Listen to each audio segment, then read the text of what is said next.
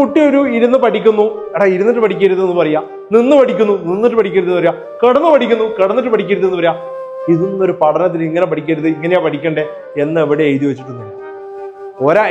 ഏതൊരാൾക്ക് ഏതാണോ കംഫർട്ട്, ഏതാണോ ബെറ്റർ, അങ്ങനെ പഠിക്കട്ടെ.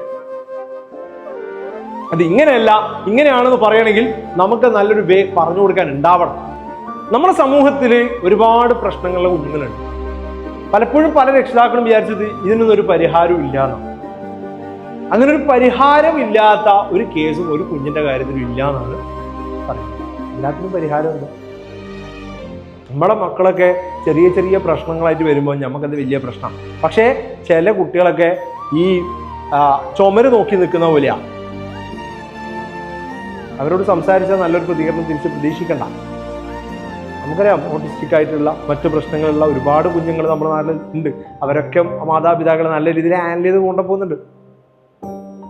അതിലൊക്കെ വെച്ച് നോക്കുമ്പോൾ നമ്മുടെ കുട്ടികൾ സ്റ്റാറാണ്.